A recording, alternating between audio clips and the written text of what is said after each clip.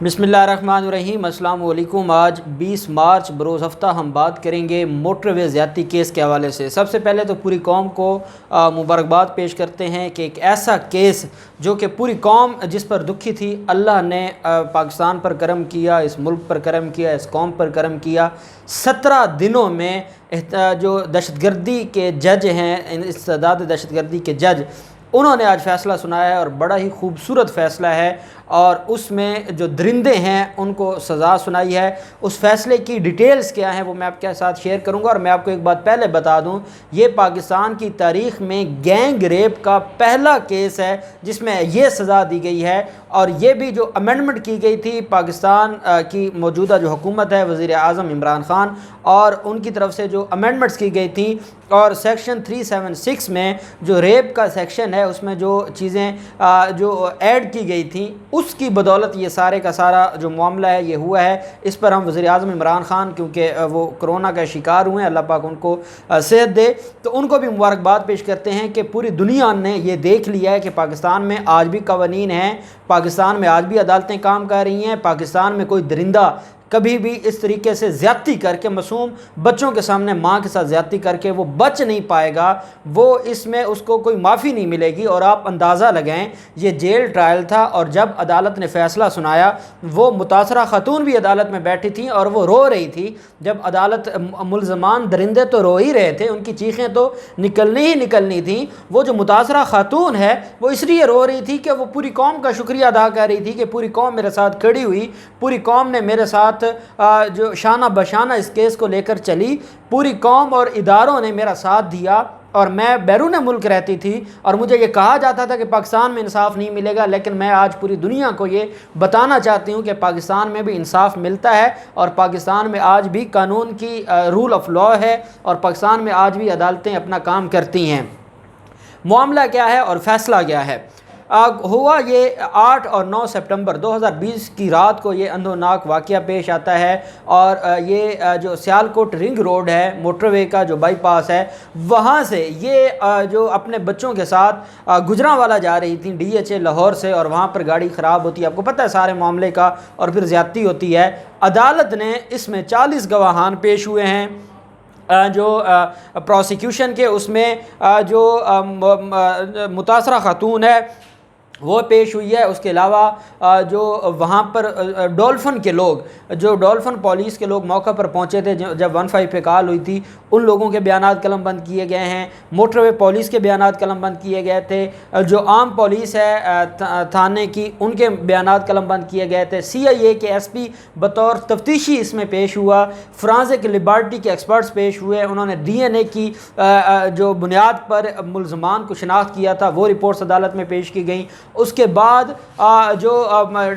जो मुलज़मान हैं उनके हवाले से जो डिटेल्स थी वो सारी की सारी तफ्तीशी अफसर ने जमा करवाई थी अदालत में। और सबसे अहम जो एविडेंस थी वो उस मजिस्ट्रेट की थी जब जेल में दोनों मुलज़मान ने उनकी शनाख्त परेड करवाई गई थी और मुतासरा खातून ने दोनों मुलज़मान को शनाख्त किया था। आइडेंटिफिकेशन परेड में उस मजिस्ट्रेट का बयान रिकॉर्ड किया गया। फिर 164 CRPC के तहत कन्फेशनल स्टेटमेंट रिकॉर्ड की गई थी मुलज़मान की, वो सारी की सारी भी सामने आई। और उसका जो मुतलका मजिस्ट्रेट साहब थे वो भी अदालत में पेश हुए, उन्होंने भी बतौर जो इसमें गवाह अदालत में पेश होकर अपनी गवाही दी। फिर उनके जो दोनों दरिंदे हैं उनकी तरफ से भी वकील पेश हुए, उन्होंने बाकायदा जिरा की।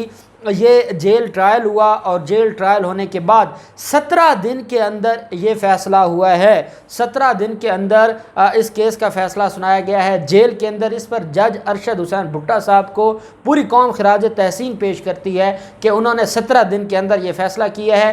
पहले 1.5 माह तक आपको याद है आबिद मलिक गिरफ़्तार नहीं हुआ था, शफ़कत गिरफ़्तार हो गया था, लेकिन आबिद मलिक बाद में गिरफ़्तार हुआ। फिर उसके बाद टेक्निकल चीज़ें हैं, DNA की रिपोर्ट आनी थी, फोरेंसिक लिबर्टी की रिपोर्ट थी, फिर آئیڈینٹیفیکیشن پریڈ کروانی تھی، پھر کنفیشنل اسٹیٹمنٹ، پھر گواہوں کے بیانات، پھر متاثرہ خاتون پہلے تیار نہیں تھی، پھر بعد میں وہ آتی ہے، وہ بیانات قلم بند کرواتی ہے۔ وہ اس لیے تیار نہیں تھی، اس کو پاکستان کے نظام پر یقین ہی نہیں تھا، اس کو ہر شخص یہ کہتا تھا کہ آپ جائیں گی بدنام ہوں گی، کچھ نہیں ملے گا، لیکن پھر اس نے ہمت کی اور وہ سارے کے سارے معاملات میں خود آگے بڑھ کر انہوں نے ان ساری چیزوں کو دیکھا، اور پھر اللہ نے کیا کہ آج جج ارشد حسین بھٹا صاحب نے یہ سزا سنائی ہے۔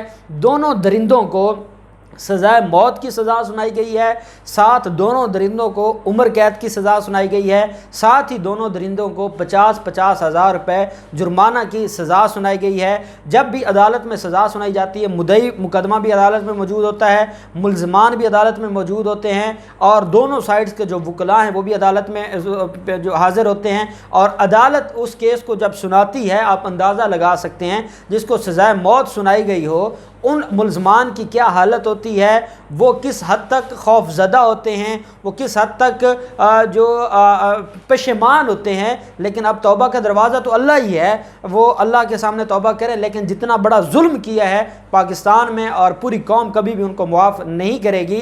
جب یہ سزا سنائی گئی تو جو ملزمان تھے انہوں نے چیخو پکار شروع کر دی، اونچا اونچا رونے لگ گئے، اور وہ جو عورت تھی وہ اس نے بس چہرہ ڈھانپا ہوا تھا، اور وہ ایک ہی بات کہہ رہی تھی کہ میرے اللہ نے مجھے انصاف دیا ہے، اللہ نے ان ظالموں کو ان کے کرتوتوں کی سزا دی ہے، اور اگر ان کو سزا نہ ملتی تو یہ کئی معصوم عورتوں کے ساتھ زیادتی کرتے۔ پہلے بھی یہ اتنے کیسز میں ملوث تھے، لیکن اللہ نے ایک دن پکڑنا تھا، اور وہ اس کیس میں اللہ نے پکڑ لیا، اور ایسا پکڑا کہ ان کے لیے جو 17 دن کے اندر عدالت نے اپنا فیصلہ سنایا۔ اب ایک بات جو لیگل پوائنٹ ہے، میں نے دیکھا ہے ہمارے میڈیا پہ کچھ لوگ دو چیزوں کو مکس کر رہے ہیں، ایک زینب زیادتی کیس ہے اور ایک یہ جو موٹر وے زیادتی کیس ہے۔ دیکھیں وہ جو معصوم زینب تھی اس کے ساتھ صرف زیادتی نہیں ہوئی تھی، اس کو قتل بھی کیا گیا تھا، اور وہ جو ان کو سزائے موت سنائی گئی تھی عدالت کی طرف سے، جو ATC عدالت تھی، اس میں سزائے موت سنائی گئی تھی قتل کی بنیاد پر، اور جو ریپ کی بنیاد پر عمر قید تھی۔ یہ بات آپ ذہن نشین کریں، یہاں پر قتل نہیں ہوا تھا، صرف زیادتی تھی۔ اور میں اس لیے یہ کہہ رہا ہوں کہ پاکستان کی تاریخ میں گینگ ریپ کا یہ پہلا کیس ہے جس میں ملزمان کو سزائے موت سنائی گئی ہو، اور ملزمان کو اتنی بڑی سزا سنائی گئی ہو، اور انشاءاللہ انہوں نے اپیلیں کرنی ہیں، اپیلیں خارج ہو جائیں گی، جیسے زینب کیس میں اپیلیں خارج ہوئی تھیں۔ اور آپ کو یہ بھی علم ہونا چاہیے، یہ جو جج ارشد حسین بھٹا صاحب نے اس کیس کو لے کر چلے اور 17 دن میں یہ فیصلہ کیا، ایک بات آپ ذہن نشین کر لیں، اس میں لاہور ہائی کورٹ کا بڑا کردار ہے۔ لاہور ہائی کورٹ نے ہی ڈائریکشن دی تھی کہ اس معاملے کو جلد اور جلد جو ہے وہ منطقی انجام تک پہنچایا جائے، اگر ملزمان کے خلاف ثبوت ہیں تو ان کو سزا دی جائے۔ اب یہ معاملہ جائے گا ہائی کورٹ میں، اور ہائی کورٹ میں جب اس کے اوپر اپیل ہوگی تو اپیل میں تو زیادہ ٹائم ہی نہیں لگنا۔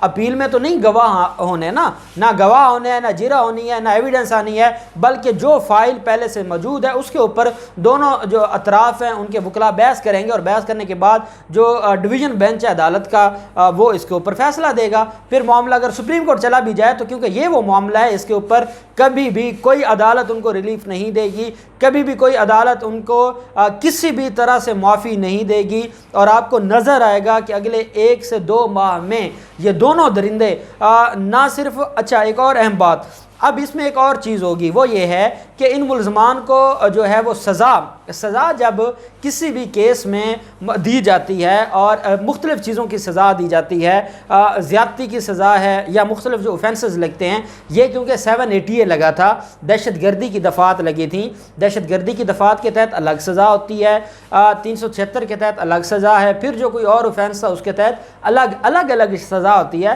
لیکن سزا ہمیشہ میکسیمم دی جاتی ہے۔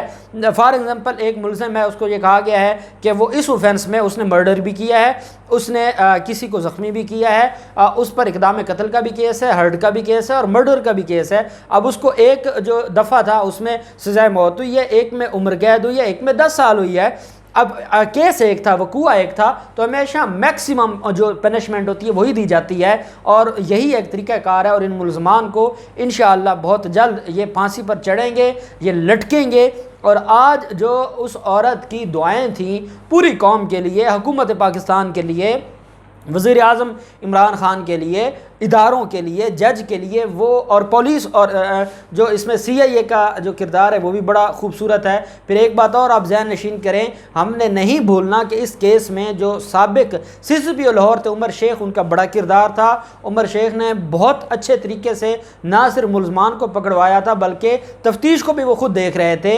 جو CIA کے SP تھے جو اس تفتیش کو دیکھ رہے تھے، اس کو باقاعدہ ڈائریکٹلی جو اس کو واچ کر رہے تھے وہ عمر شیخ تھا۔ عمر شیخ نے بھی اس میں بڑا ہی اچھا جو ہے وہ اپنا کردار ادا کیا۔ پھر اس میں جب chief justice Lahore high court نے جو لیا تھا، جس طریقے سے نوٹس لیا تھا، اور چیف جسٹس صاحب نے ایک بات کی تھی کہ ان کو آپ نے ماورائے عدالت قتل نہیں کرنا۔ اگر ماورائے عدالت قتل کیا جاتا تو پھر یہ خوف نہ پیدا ہوتا ان درندوں میں جو ایسی درندگی کرتے ہیں، جو خوف اب ہوگا جب عدالتی پروسیس کے تحت، اور جب میڈیا اور پوری قوم سنے گی کہ ان کو سزائے موت ہو گئی ہے، تو پھر یہ جو خوف ہے انشاءاللہ ہر درندے کے دل میں پیدا ہوگا، اور اللہ پاک معصوم بچیوں کو، ہر پاکستانی کو ان درندوں سے محفوظ رکھے گا، اور اس طرح کے جو واقعات ہیں ان میں نہ صرف کمی آئے گی بلکہ ان ایسے واقعات کا ملک سے کلا کما ہوگا، خاتمہ ہوگا، تاکہ پاکستانی سکھ کا سانس لے سکیں۔ اب دیکھتے ہیں یہ اپیل میں جاتے ہیں، معاملہ کہاں تک جاتا ہے، جو بھی ڈیٹیلز ہوں گی ہم آپ کے ساتھ شیئر کرتے رہیں گے۔ اللہ پاک پاکستان کا حامی و ناصر ہو۔ بہت شکریہ، اللہ حافظ، پاکستان زندہ باد۔